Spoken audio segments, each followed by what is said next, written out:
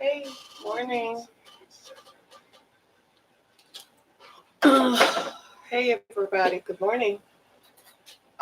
Just getting ready to get started here.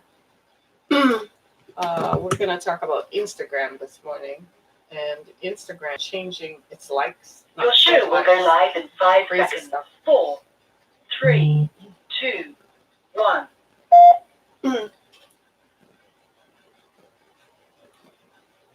Hey, everybody. Good morning. This is Harriet Kimmick with Down to Earth.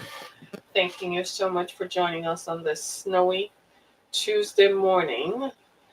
And it's not so snowy as it is cold. It's freezing cold here in the Midwest. Very, very cold. I mean, too unbearably cold. It's early in this season. Like, seriously. It's too early to have this much cold. And as I looked at the weather for the remainder of the week, it doesn't even get better. It doesn't get better. It's not going to get any warmer. It's, as a matter of fact, I think on Friday we might have a high of 14. So here I am thinking this was a fluke and that this was just going to pass, right? And somehow we're going to go back to fall weather, 30s, 40s. I would even take the 30s right now, honestly. But I kid you not, it is cold. Last night I had to go out and arrange for the snow to be shoveled and stuff like that. And the snow is heavy, it's wet and heavy. So if you didn't shovel it, what's going to happen is that today, with the temperatures dropping so precipitously, what would happen is that it would be extremely cold. It would be icy. And I kid you not, it's just the way that it is. It's just the way that it is. It's just incredibly cold. But while it's cold, I want to hasten into what we're going to talk about. We're not going to be much for very long. But today, I want to talk about Instagram changing its likes policy. And how will that impact people who are influencers and people who earn their living from the likes, the number of likes that people see that they get on Instagram? So this arose out of that cyberbullying thing where most people who use Instagram are young people, right? So they're easily influenced. They're younger people, teenagers. And for most of them, having so many likes, it's at that point in your adolescence, in your development, when having so many likes is indicative of what kind of person you are. I mean, for most of us who have matured, we know that that's not true. But I guess try explaining that to a 12-year-old, 13-year-old, 15-year-old, kind of something they can't really grasp or wrap their head around that concept. And so Instagram has decided that they're going to change their likes policy and they're not going to show it to the public. But I can see how many likes I'll have, but you won't be able to see how many likes I'm going to have. It's true. People flaunt it as social status. As a matter of fact, Instagram has created a whole genre of celebrities who are Instagram famous. I mean, some of these folks are, they have thousands of likes. I'm going to be honest with you. I can post a picture to Instagram and I'll be lucky if it gets 10 likes. So if I were using how many likes I get to determine the effect or delivery or to determine the impact of what I'm doing, then I would suck. I would probably feel like I suck, right? But they're changing their metrics. I think they probably are going to do it in a different way. I wish they would, to see how your impressions land. One of the things I like about using Instagram as a platform is that you can view your insights and it can tell you how penetrative you are. But like everything else, it's about money. It's a platform that is sort of promoting itself, that if you want to get as many likes or so on, you should probably indulge in promoting yourself, which means you pay for your material or your content to be viewed by a larger audience. Now, I did that with Facebook years ago, and it really didn't do anything for me. I don't know about anybody else. I've done that with Facebook over time. It really didn't do what they said it would do. So I kind of tend to just be like, okay, whatever. I'm just a social media user like the rest of us, and it is what it is. But since Instagram has apparently tried it in other countries, but their biggest market is the United States. So a lot of people who earn their living as being an influencer on Instagram, they're going to get hurt. How is that going to impact them? Because frankly, some folks had reached out to me to endorse their products, but I kind of looked at them with a funny eye kind of thing. I mean, I kind of looked at them like, is this going to be something that I want to be associated with? And are you true? And some of it were scams. I mean, you'd have to shell out $200-300 to buy a product. And I'm like, you think this is my first time in this rodeo? I've never had to pay for anything that anybody wanted me to wear. So you can keep your product. In fact, one of them were like, well, we're giving out this opportunity. And I'm like, thank you for thinking of me, but no, thank you. You can keep that opportunity. Right?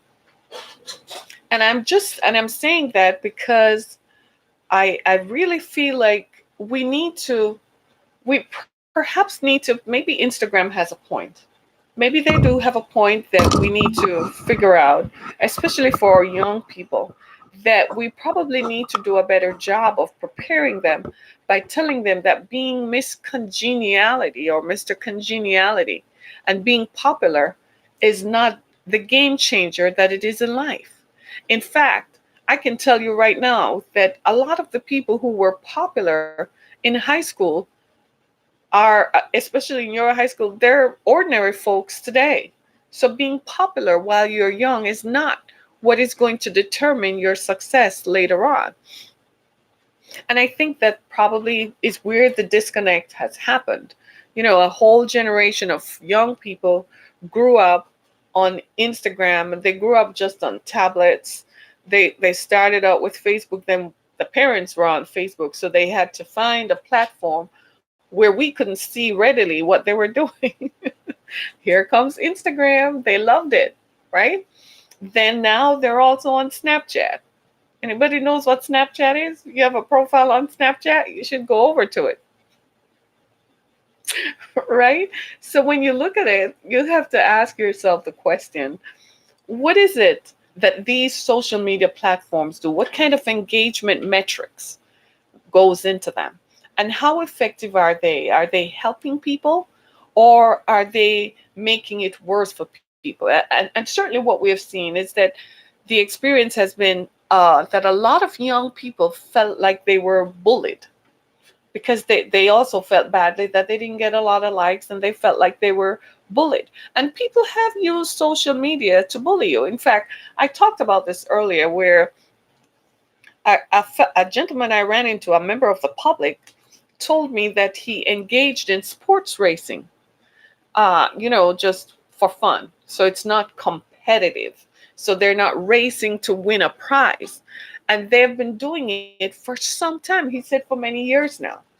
And he went to race his car, and the competitor, the other guy, his brother, made a comment and posted something on social media,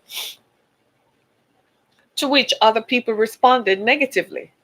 And he felt some sort of way about it. He kind of felt like he had been bullied. So much so that he said, I will not participate in racing again if I see those folks on the track. So it's kind of just like a casual thing where, everybody knows that this is what's going to take place. They go down to the track and race their cars for fun. Because he was even inviting me to come and race my car about 2 years ago. And I was like, no, not for any other reason, but like, as much as I enjoy a good, thrill or adrenaline rush, I really could not see where that was going to help me. And so when you look at it, you kind of want to think through the fact that there has to be a better way. But how do you think that reducing the number of likes, for instance, I go to Nicki Minaj's page and I see where she gets 1 million likes. Do you think me not seeing how many likes she gets is going to impact the way that I think about her content and her artistry? Do you? I don't think so. It's not the number of likes. I'm going to look at your content. And maybe Instagram is right. We need to direct people back to looking at content, right? What's up, right? Do you see what I'm saying? We have to direct people. It's like this. We have to get back to what is real. Social media has garnered our attention and has shifted us away from what is real. So much so that we don't even know what is real anymore. We've created this world, this virtual reality. And in that virtual reality, if you are not popular, if you are not showing likes, if you're not showing your booty off, if you're not doing this or doing something so outlandish to gain attention so you can get likes, it people don't think they're truly living, right? Oh, you're the first time on here? Well, join us. You're gonna enjoy this, right? We're talking about Instagram and why Instagram is not gonna show the number of likes that your post gets. So the public won't see it, but you, the user, will see it. And I think Instagram, Facebook, Twitter, Periscope, I think everybody should do the same thing. Why? Because we've created this fake virtual reality world that it's not real. And so people are judging themselves off of this virtual reality. They're saying that if it happens here, then it's real. And it's not. So people are confused about what is real and what is not. We've got to re examine that. We have to go back to the reality of things. And one of the ways to do that is you post something because you believe in its content. You post something because you think it will uplift, motivate, create awareness, or bring attention to a situation. Recently, there was a young lady. Have you all seen the story of the young black woman who was killed at Clark Atlanta University? Well, due to social media, it showed up on my timeline. And I had suggested that they reach out to the local Crime Stoppers in the area. But had it not been for social media, we would never have heard of that story, right? She was sexually assaulted by her roommate's boyfriend. And then the roommate and the boyfriend got together and killed her and dumped her body, pretended they were taking her for a ride, and killed her and dumped her body because she had filed a report of sexual assault. Now she's dead. So that story had shown up on social media and had garnered our attention. So social media does do some good things. It does create awareness. It does bring our attention to issues that we probably normally would not be confronted with. But this virtual reality world, though, this reality where people have this incessant need. Last night, just to tease you, I was on my Facebook page. I swear that people just post stuff to post stuff. People just put stuff up to put stuff up, right? People just want to make a big deal over nothing. I mean, the stuff that people put out there, people are always posting pictures of food that they're cooking. And I'm like, I don't know that I like what you're posting, but okay, right? People are talking about themselves and their relationships with their spouses, girlfriends, boyfriends, exes, girlfriends, whatever, relationships with their children. People just talk randomly. I swear that people are no longer lonely, because if you have access to a phone and you have access to Facebook or Instagram, I don't think you feel alone anymore. You can just pick it up and start a conversation, and random people will engage you in conversation.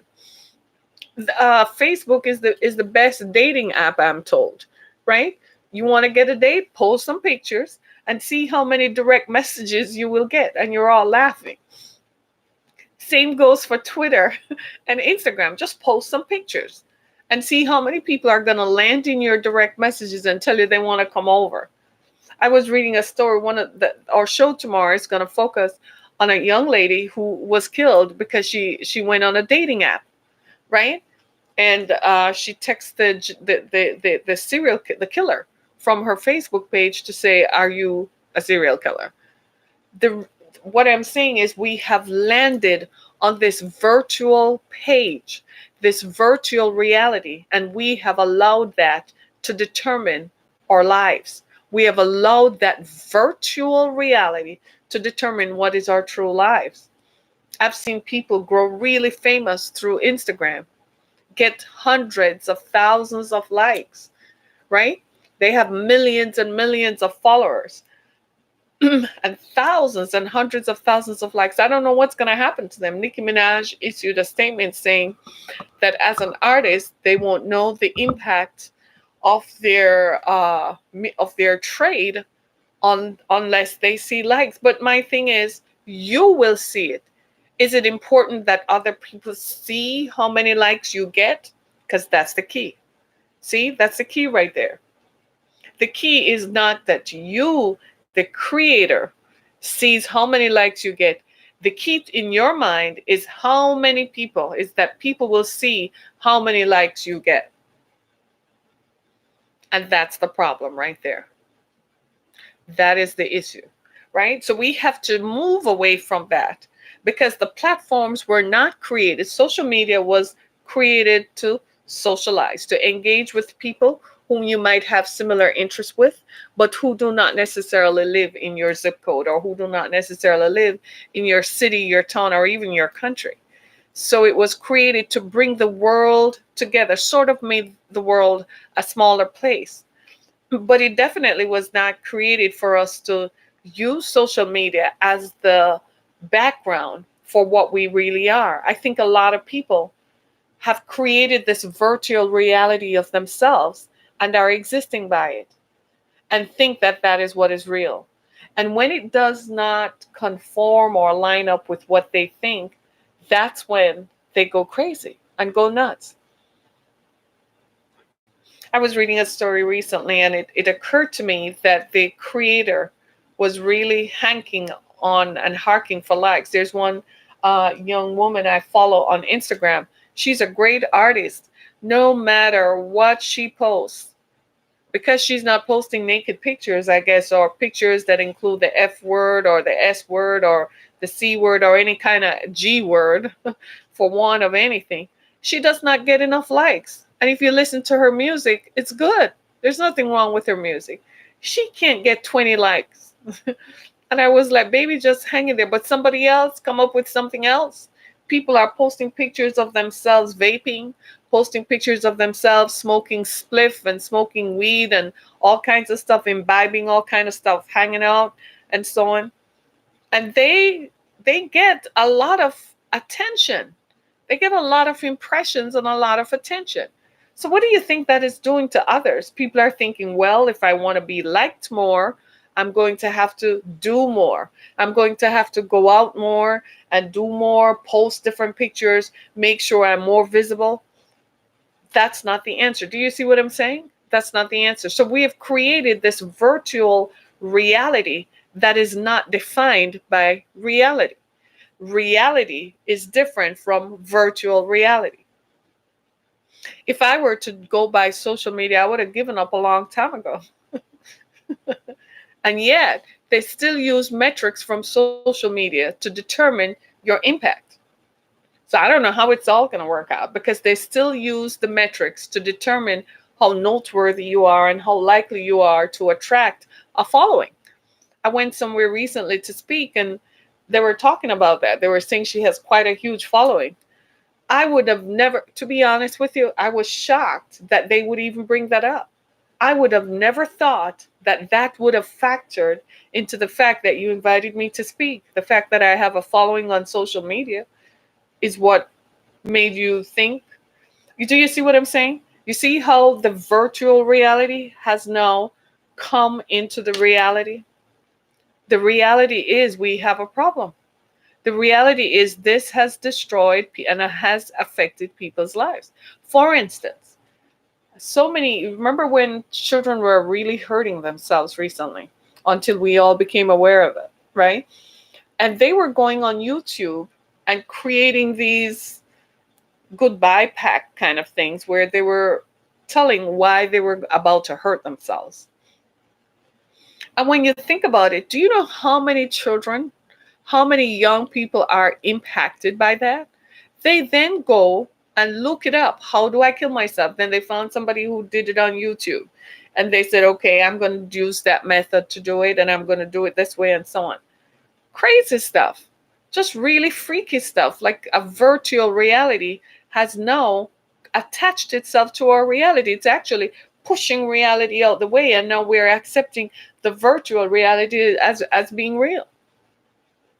The things you see on social media. I was scrolling through my Facebook feed. I tell you, if you want a good laugh, I know most of people have a Facebook page, but if you want a good laugh, go on your Facebook page late at night. Don't not during the day. Go on late at night.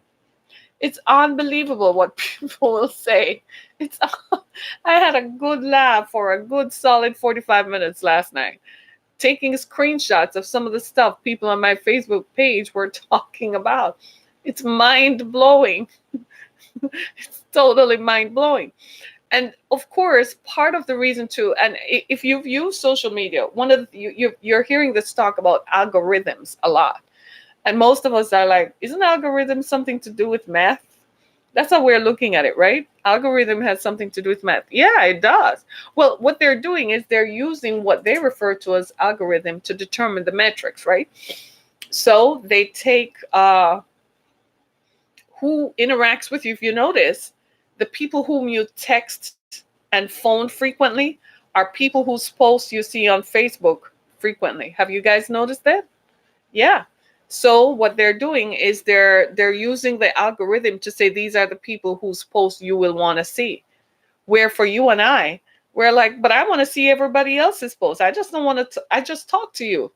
I just text you. I know what's going on in your life. I want to hear from people whom I don't talk to every day, or whom I don't interact with, right?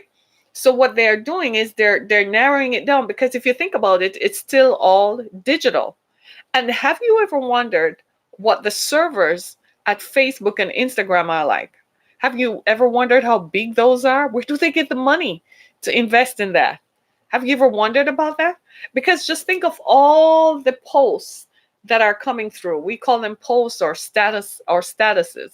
And you see all of that coming through. What do you think? Is it likely to achieve? Can you just imagine the digital capture of all of that? Where's all that being stored? And who is looking at that data is my question. Who is looking at how many times I'm looking up somebody's page? Who is looking at how many times I visit someone's page? Or who is looking at who is visiting my page? Right? And then if you look at how they set it up, they said people you may know. They're not suggesting they know you know these folks because you have either interacted with them, or the microphones in our phones. I'm a firm believer that the microphones and cameras in our phones are active and are activated, and people see them, and they're listening, right? So again, who is who? Is it worthy?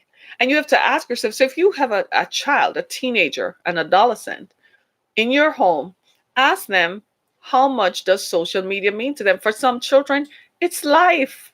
It's more important even to their minds than the relationship they have with you.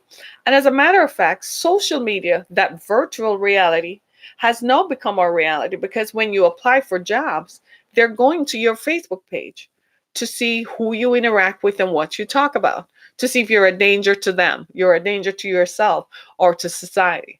This is why I tell folks, be careful what you post. I know you might be in your feelings one day and you might feel like just lashing out and venting, but that is digitally stored and captured somewhere.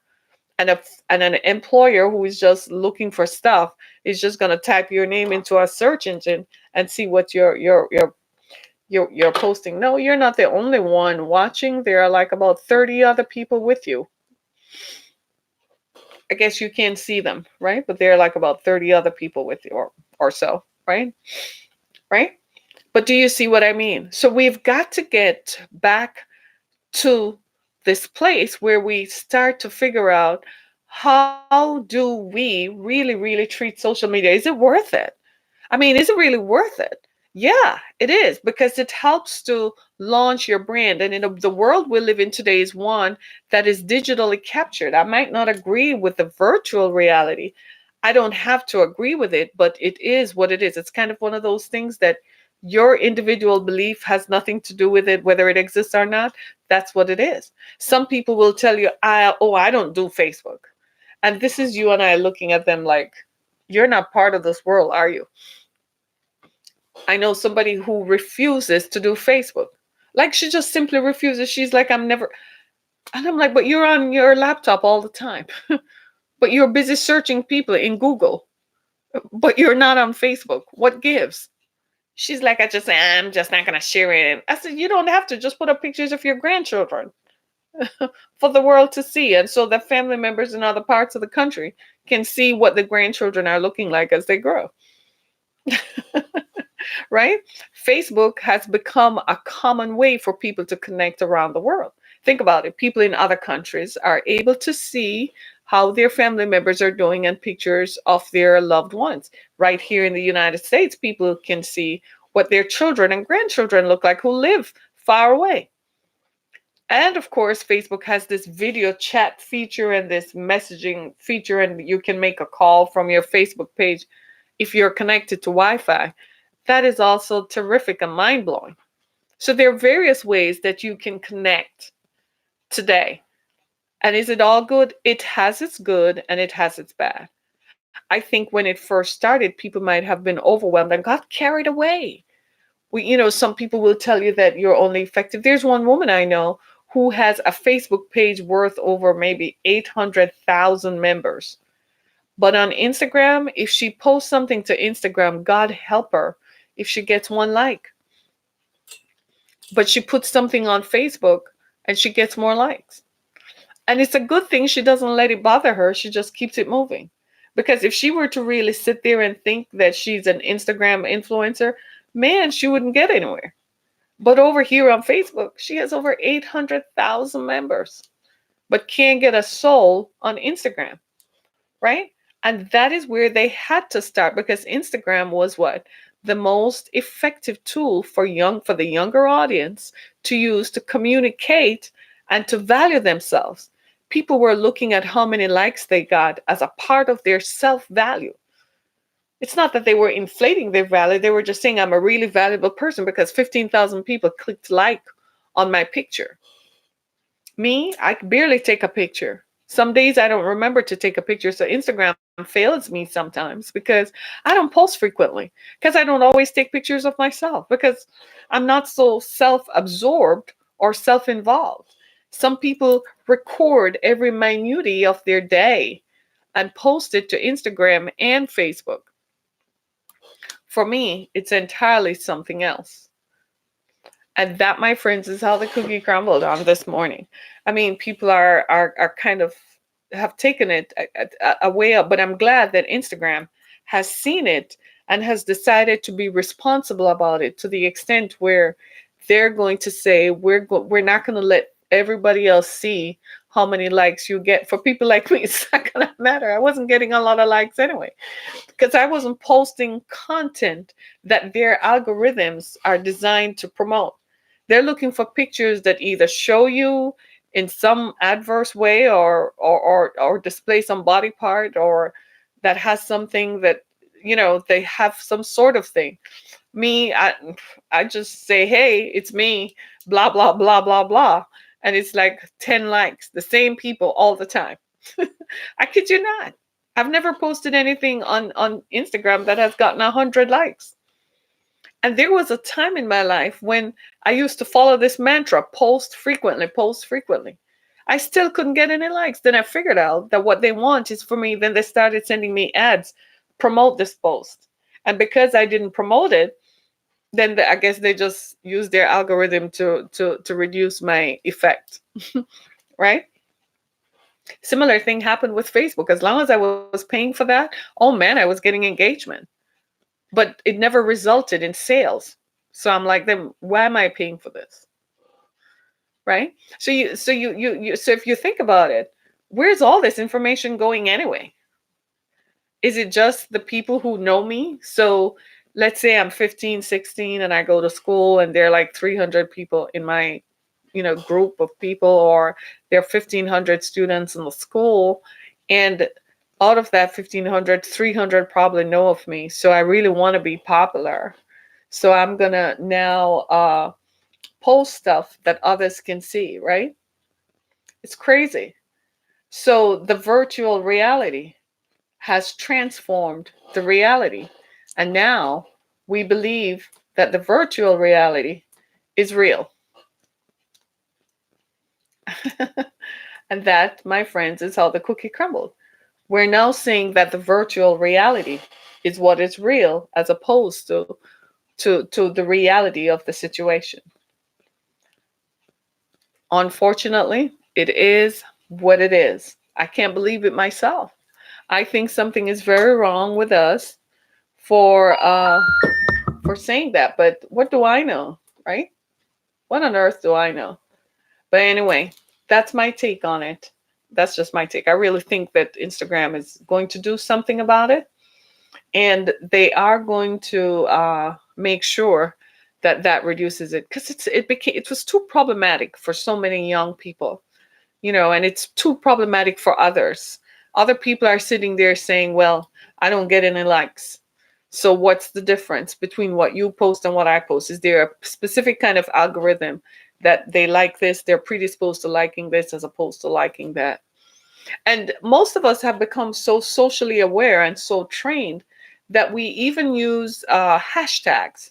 We've become proliferate at using hashtags. We now know how to use hashtags to get what we want. And yet still, you still don't feel like you're penetrating. So they needed to level the playing field again and start over again, right? And bring it to some level of parity, that young people don't walk away feeling like, well, I'm not popular in school, or I'm not well liked, or I'm not this, or I'm not that. That they will feel like, okay, this is what it is, right?